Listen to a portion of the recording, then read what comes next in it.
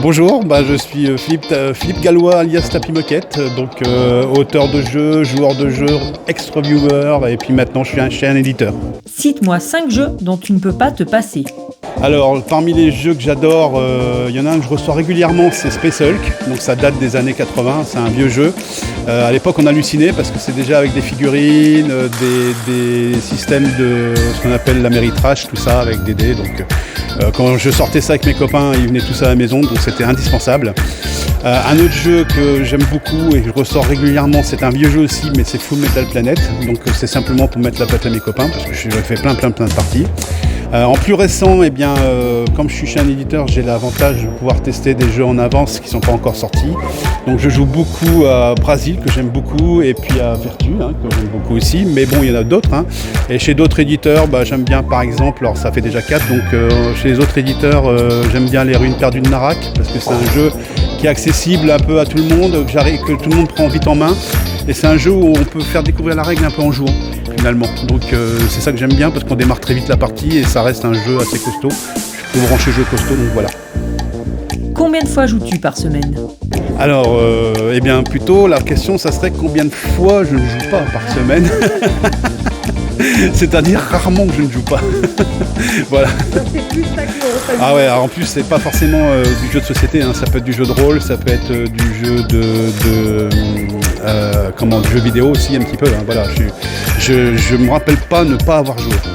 À ton avis, au bout de combien de temps tu deviens insupportable pour ton entourage si jamais tu ne joues pas ?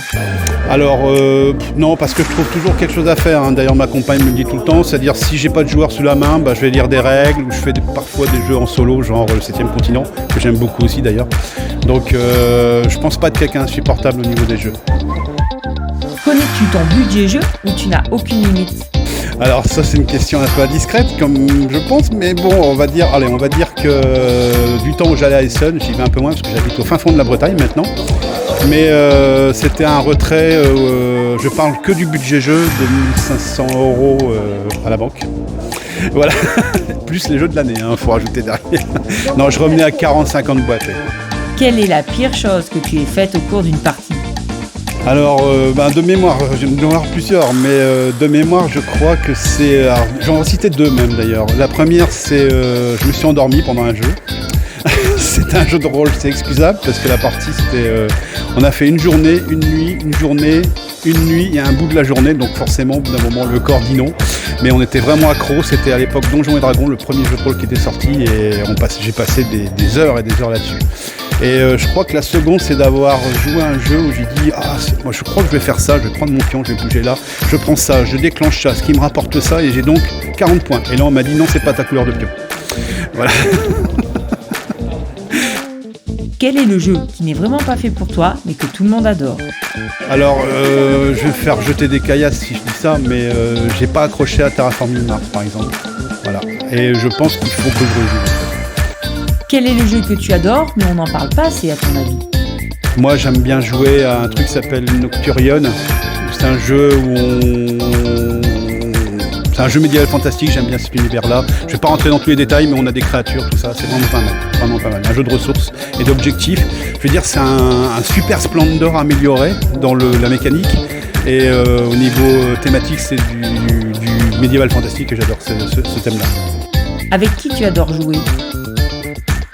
Tout le monde.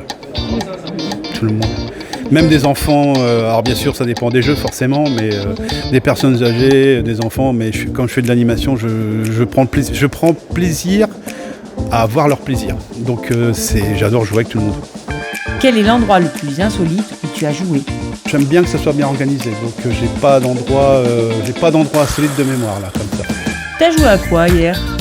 Hier, j'étais sur la route, je n'ai pas pu jouer, mais j'ai relu mes règles pour représenter aujourd'hui. Non, le dernier jeu que j'ai joué, c'est Compagnie au Ferro, un Kickstarter. Donc c'est un wargame, voilà. Donc je suis assez branché tout ce qui est Seconde Guerre mondiale aussi, et donc voilà, j'ai joué à ça.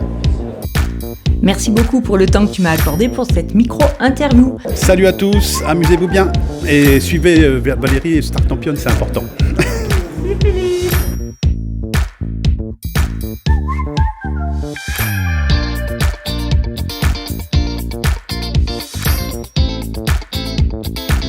Et chers amis, je vous dis à très bientôt pour le prochain épisode. D'ici là, n'oubliez pas, amusez-vous bien!